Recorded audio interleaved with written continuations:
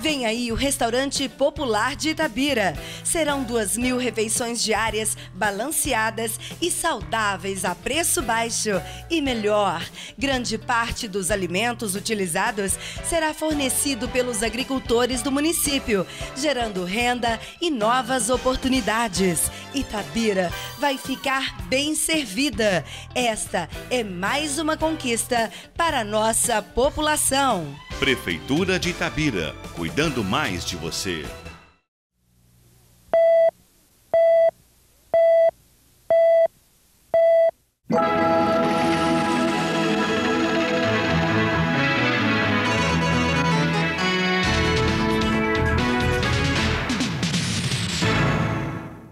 Olá, você está na TV Cultura de Itabira, entidade ligada à Fundação Cultural Carlos Drummond de Andrade.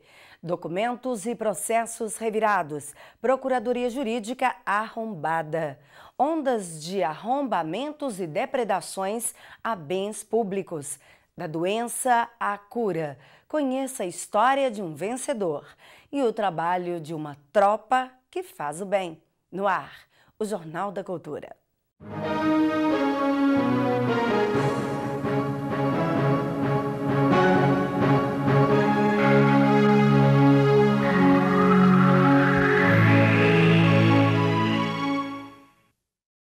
Terça-feira com muito sol em Itabira. A temperatura mínima fica em 20 e a máxima pode chegar a 31 graus. Procuradoria é encontrada arrombada. Peritos e polícia vasculharam o local. A Procuradoria Jurídica do município de Itabira, situada no bairro Pará, foi arrombada nesta madrugada.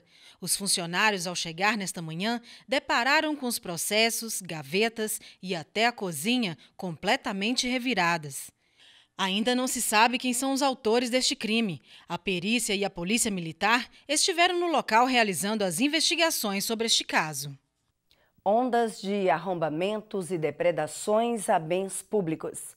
Nos últimos dias, diversos pontos públicos do município de Itabira têm sido invadidos e tendo os equipamentos roubados ou destruídos. O detalhe é que são sempre locais que, uma vez paralisados as atividades, prejudicam muitas pessoas. Foi assim no caso da ETA, Estação de Tratamento de Água do Rio de Peixe, recentemente invadida e destruída, o que deixou centenas de famílias sem água. A caixa de água do Santa Marta, onde jogaram objetos como correias, cabo de energia, PETs de refrigerante e até um garfo de bicicleta, prejudicando os moradores do bairro e adjacências. Bens públicos que, depredados, invadidos, atrapalham a vida de uma população. Em instantes, uma história de superação. A Tropa do Bem.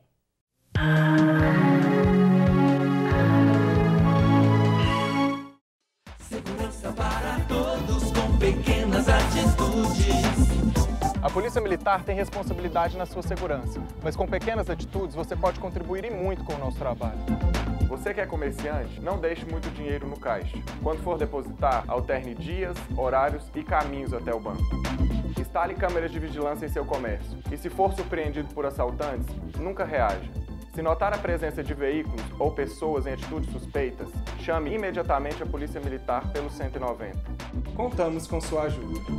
Campanha de autoproteção. Eu faço a minha parte. E você? Obrigado.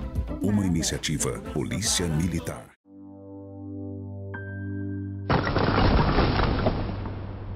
O futuro que espera as crianças que trabalham é o do subemprego e da insegurança.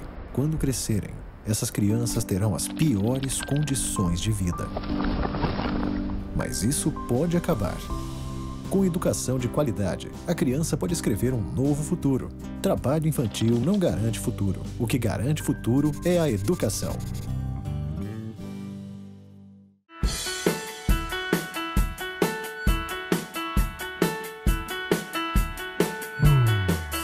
Empresa de Desenvolvimento de Itabira passa por investimentos desde 2013.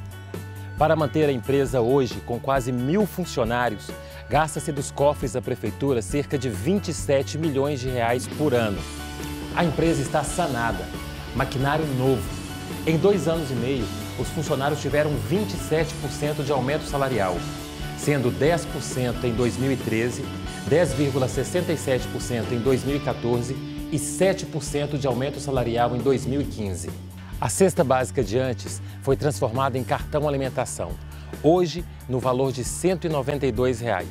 E também foi ampliado o acesso ao cartão aos funcionários que recebem até 2 salários mínimos e meio.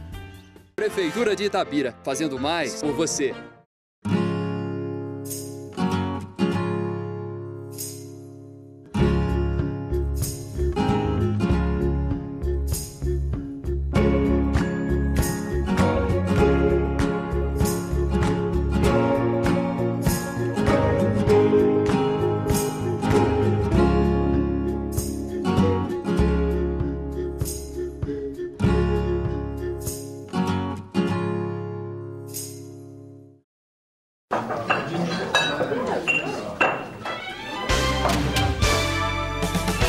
Vem aí o Restaurante Popular de Itabira.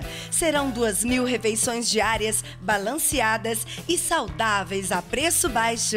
E melhor, grande parte dos alimentos utilizados será fornecido pelos agricultores do município, gerando renda e novas oportunidades. Itabira vai ficar bem servida. Esta é mais uma conquista para a nossa população. Prefeitura de Itabira, cuidando mais de você.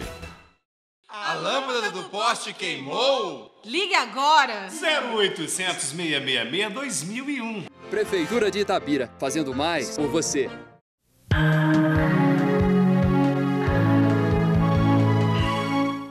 Nossa equipe de reportagem traz uma história de superação.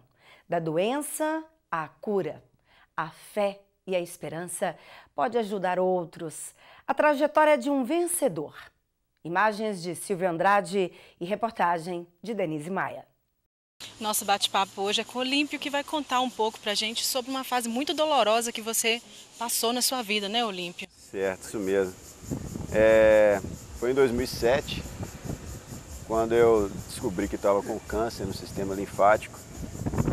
E a princípio você acha que as coisas acabam, né?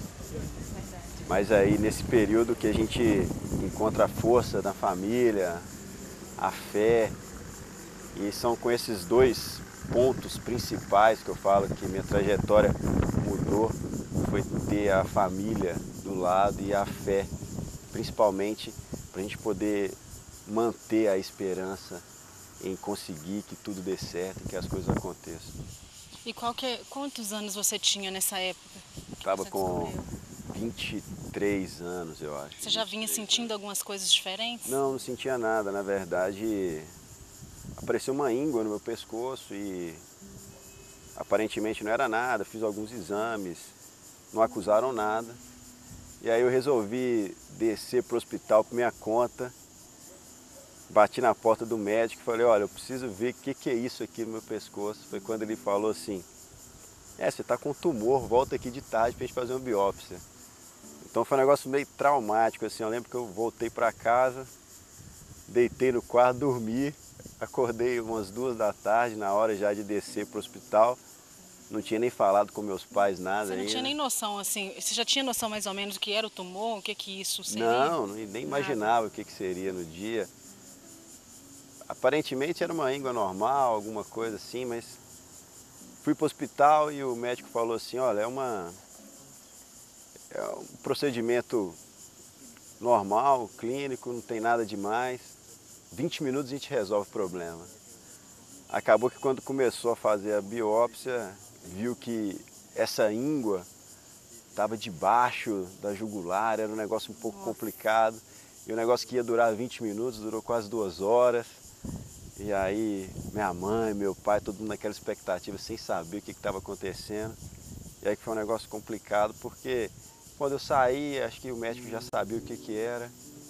Então não falaram nada, mas você fica naquela expectativa ali de 15 dias até pegar o resultado no laboratório, né? Sim. Que foi um negócio assim complicado. E essa também. ansiedade, essa angústia fica até um pouco, parece que vai até agravando mais a situação, né? Eu lembro que eu estava perdendo um pouco de peso na época, indisposto, pra dormia mal.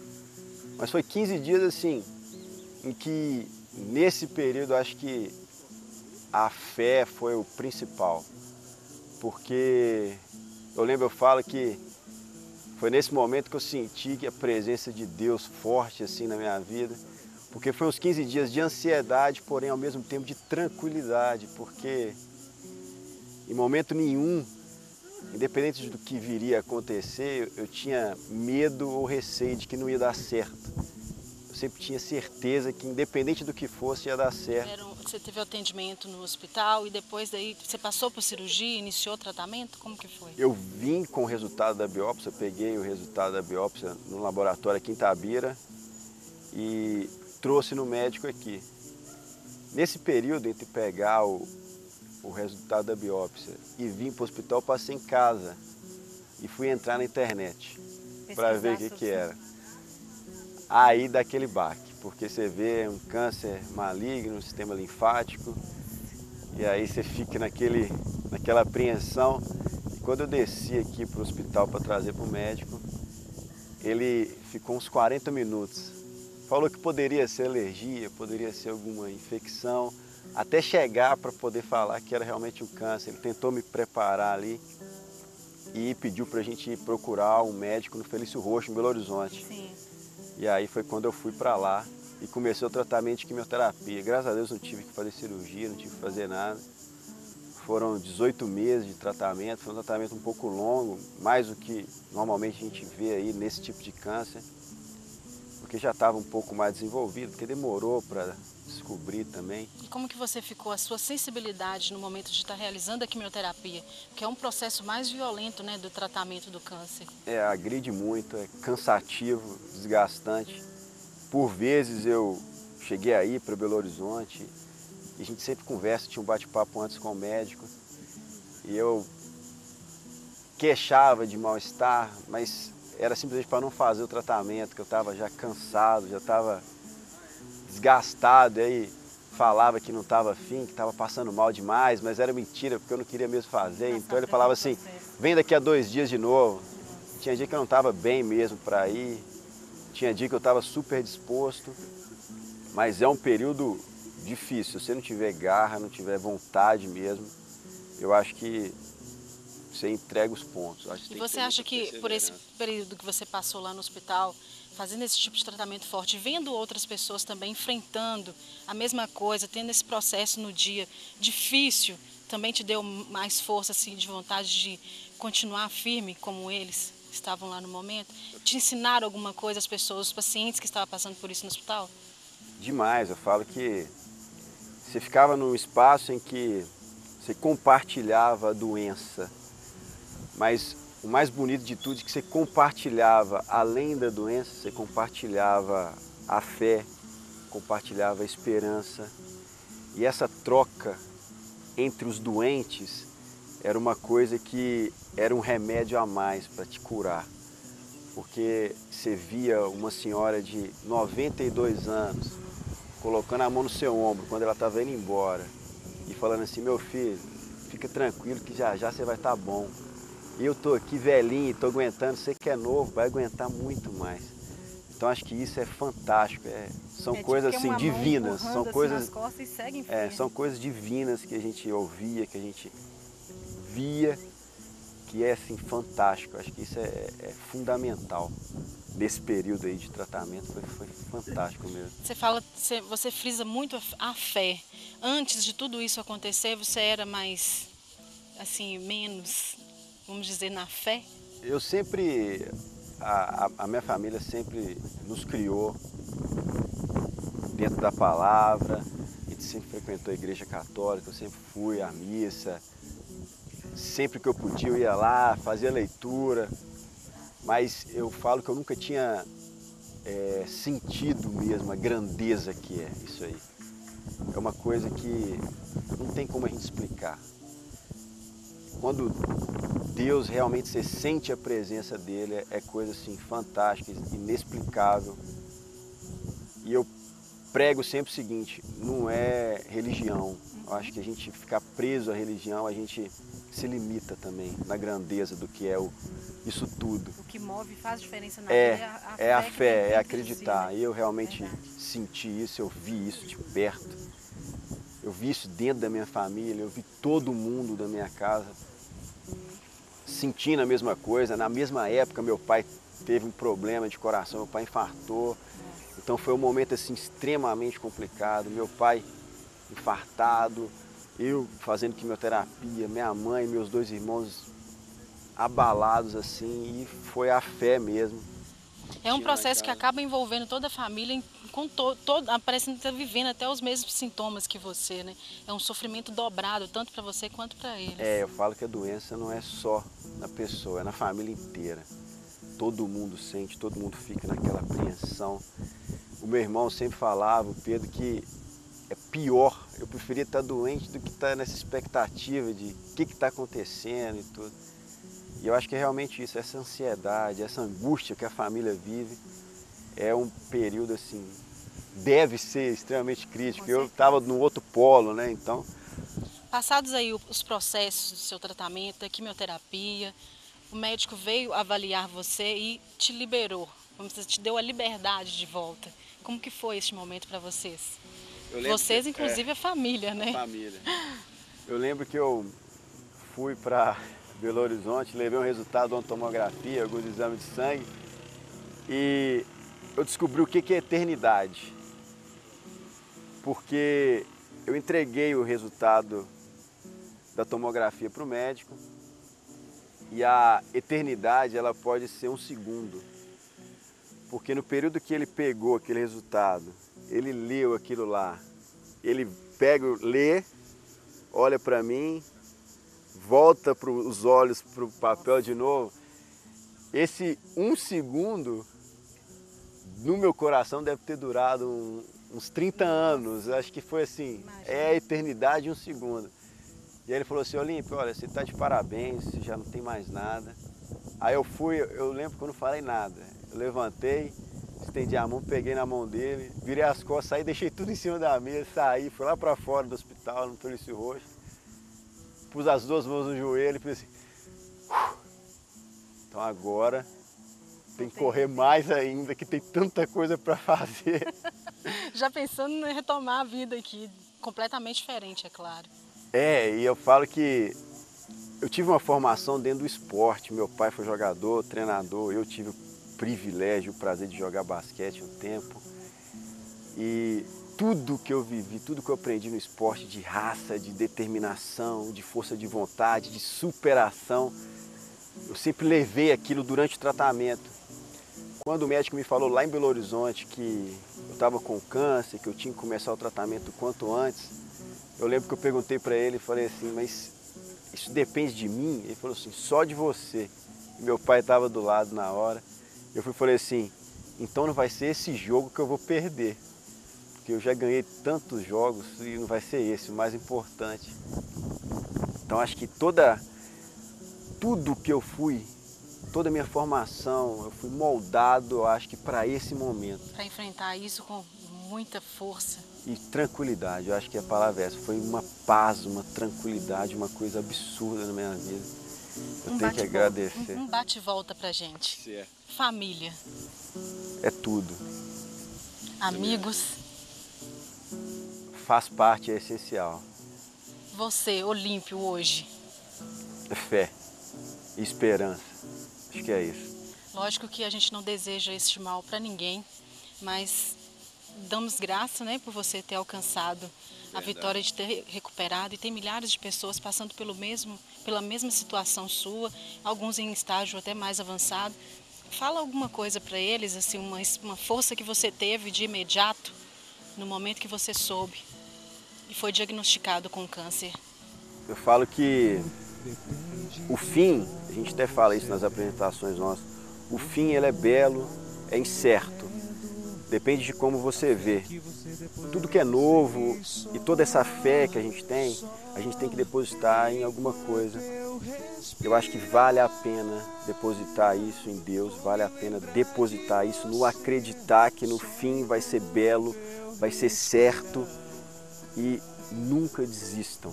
Eu acho que a palavra é essa, nunca desista. Enquanto respirar, você tem que acreditar. Acho que a mensagem é essa. Vou me lembrar de você só enquanto eu respirar. A superintendente da Fundação Cultural Carlos Drummond de Andrade, Sônia Cristina Magalhães Alves, convida todos para a missa de 7º dia do ex-deputado e ex-prefeito de Itabira, Dr. Jairo de Magalhães Alves, que faleceu na última quarta-feira, vítima de acidente vascular cerebral e problemas cardíacos. A missa acontece às 19 horas na Igreja da Saúde. Depois da dor, a alegria. A segunda fase da história de Olímpio Almeida Lage. Senhoras e senhores, com vocês, La Troupe.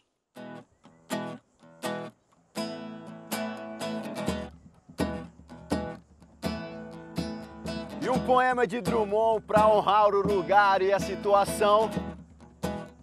Iremos falar de amor um pouquinho conturbado e polêmico, que é mais ou menos assim. João, que amava Teresa, que amava Raimundo, que amava Maria, que amava Joaquim, que amava Lili, que não amava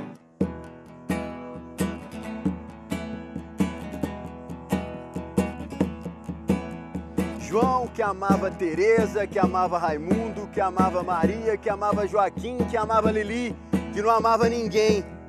João foi para os Estados Unidos, Teresa para o convento, Raimundo morreu de desastre, Maria ficou patia, Joaquim suicidou-se e Lili casou com J. Pinto Fernandes, que não tinha entrado na história. Teresa para o convento, Raimundo morreu de desastre, Maria ficou para a tia, Joaquim suicidou-se, Lili casou com J. Pinto Fernandes, que não tinha entrado na história.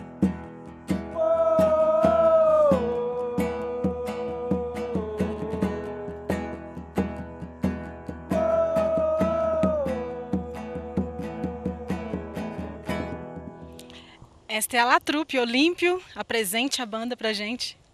La Troupe conta com Vinícius, meu primo, Pedro, meu irmão, e Rodolfo, o caçula lá de casa, que é nosso estagiário palhaço, tá aí iniciando os trabalhos com a La Troupe. Conta um pouco pra gente do surgimento. A La Troupe começou comigo e com o Pedro no Hospital Felício Roxo. Uma semana depois que eu terminei o tratamento de quimioterapia, eu e o Pedro, a gente resolveu ir no Hospital Felício Roxo para fazer alguma coisa, né, Pedro? Tentar fazer alguma coisa. A gente viu uma necessidade ali de fazer alguma coisa, porque os pacientes ficavam muito sem o que fazer. Tinha uma televisão pequenininha, algumas revistas e tal, e poucas pessoas iam lá. Então o Olímpio chegou com a ideia e eu falei, apoiei, vamos fazer. E foi, sim, ridículo no dia.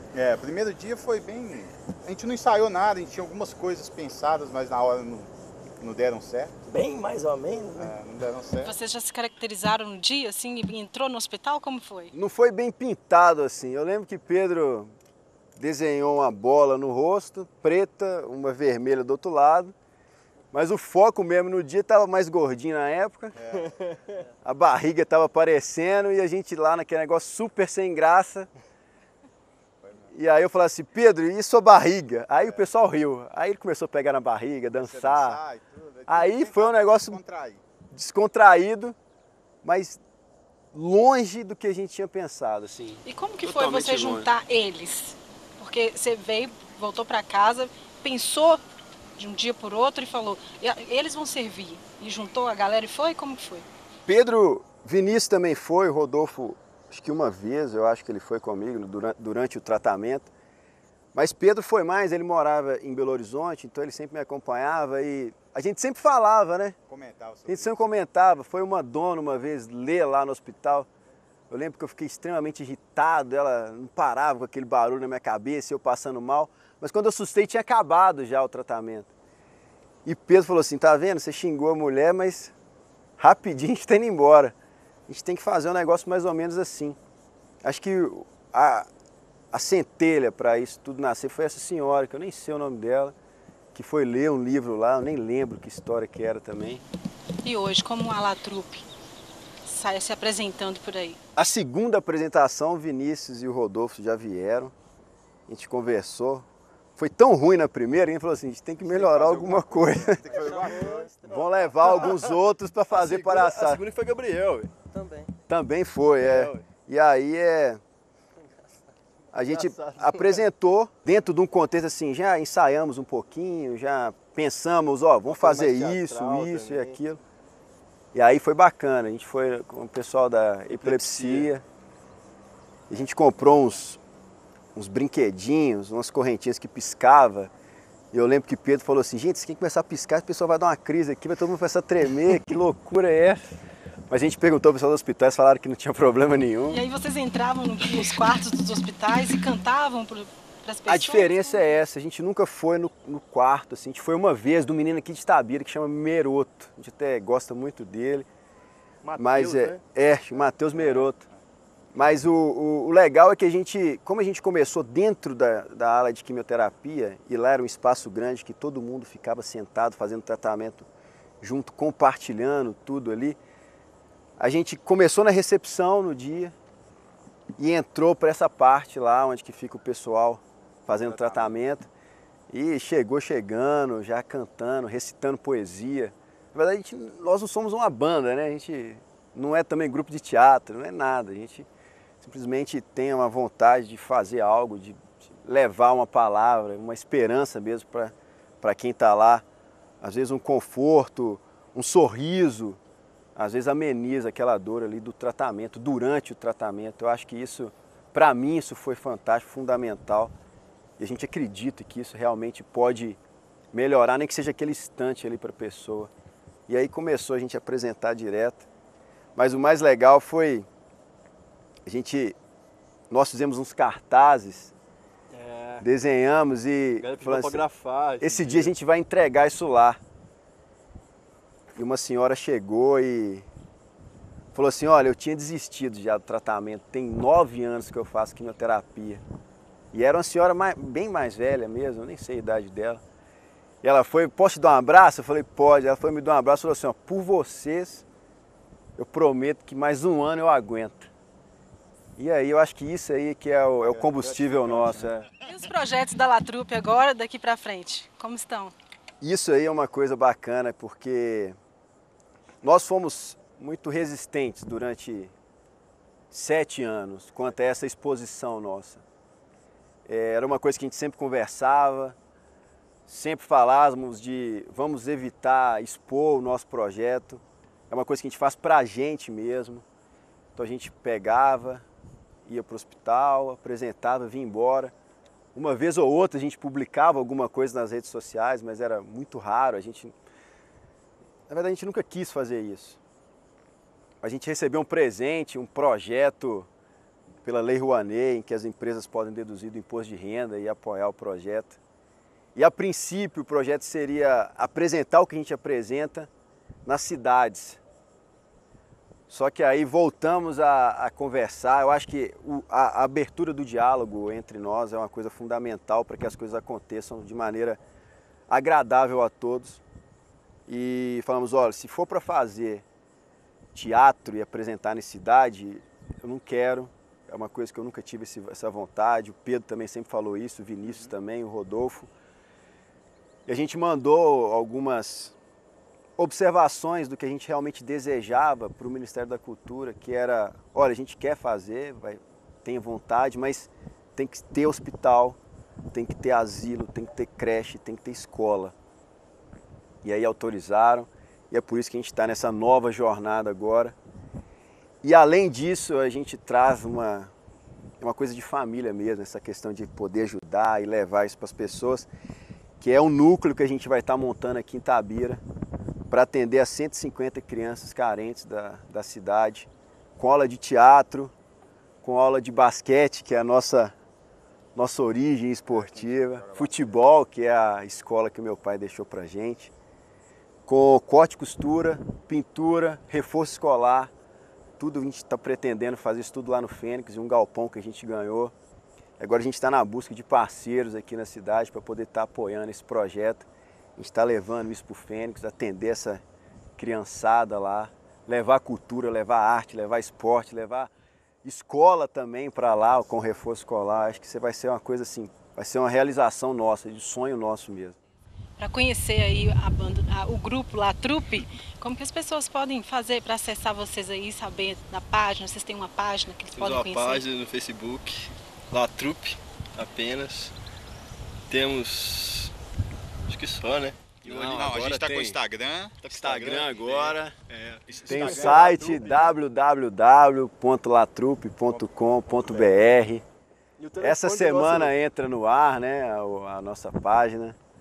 Então, assim, as coisas estão acontecendo agora de uma maneira bem natural. A gente nunca tentou colocar a carroça na frente dos bois. As coisas estão acontecendo devagar mesmo, naturalmente. Essa busca por parceiros é uma coisa que a gente está fazendo ainda muito no boca a boca. A gente não chegou a divulgar isso ainda. A gente está levando a ideia para um, levando a ideia para outro, conversando com um, conversando com outro.